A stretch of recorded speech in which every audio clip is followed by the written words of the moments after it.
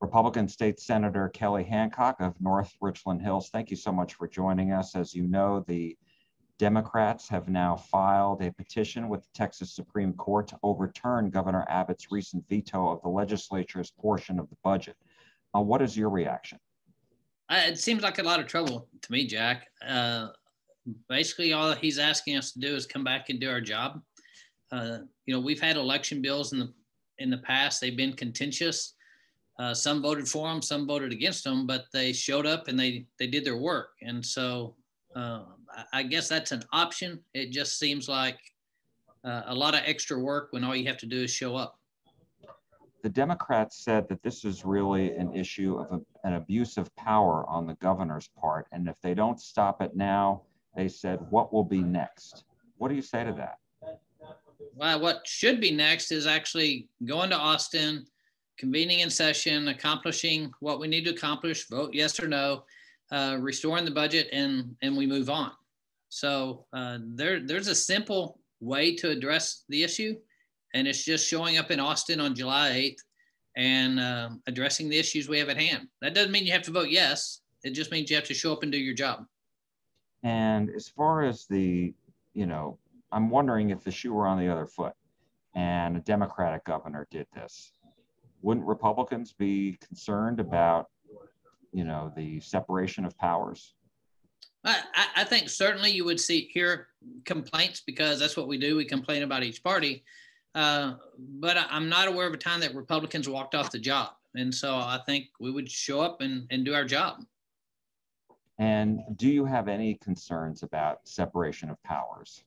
Sure, all the time. I mean, we have an opportunity every session. We looked at that extensively this session. And we have a very balanced form of government that allows us to address that through the legislative process, but that requires you to actually show up and do the job you were elected to do.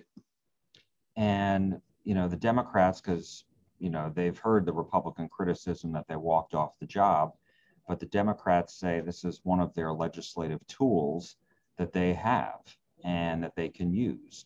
And so I'm wondering, as a legislator yourself, do you have any kind of concern that the executive branch here overstepped its bounds?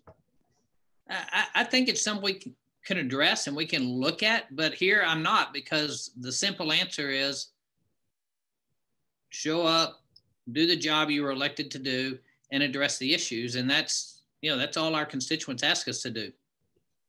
I know that Governor Abbott has called for a special session on July 8th. He hasn't listed the agenda items per se, but we know he's discussed them. He's mentioned them before.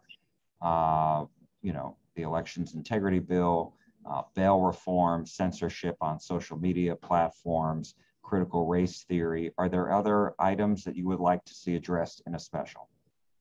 That's really the governor's call. I was with him Tuesday night for several hours, and I think he'll address the issues and that he feels like are pertinent and important to the state. And then it's our job to go back and represent our districts the best you know how, and vote accordingly. Have that debate, have that discussion, work on it, and move forward with whatever is on the agenda.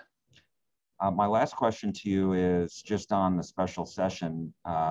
Many Democrats have urged the governor to put the power grid back on the special session, given the concerns that ERCOT last week asked for people to conserve. Do you agree that this needs some more attention from the legislature? Well, Jack, one of the things we addressed in the legislature was better communication, and that's kind of what took place last week. That was our 23rd request for conservation since 2014. That is part of the plan.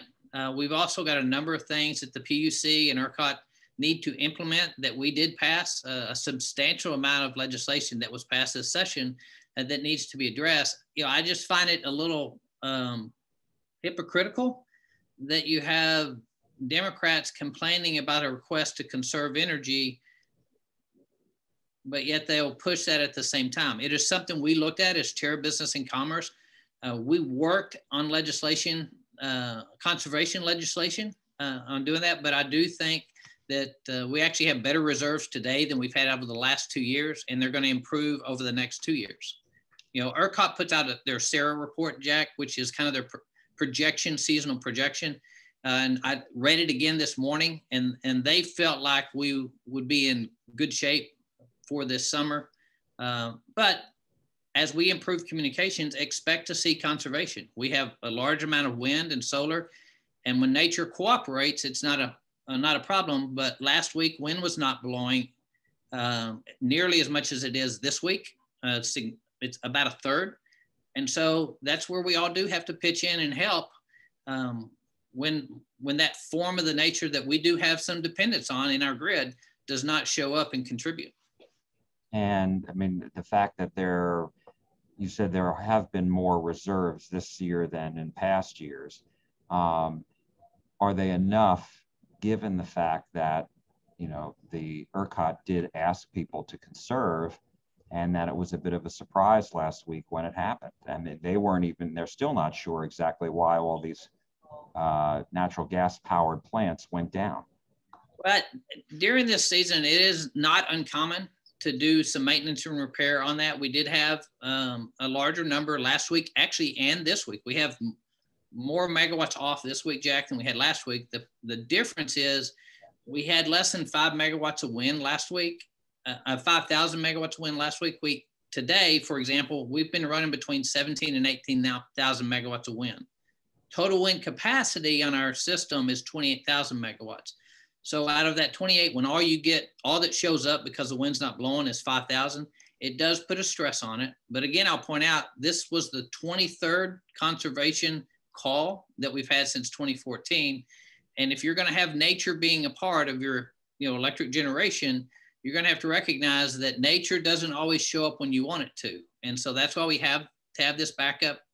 The fact is they use kind of this, April, May, June period to prepare for those hotter July, August days.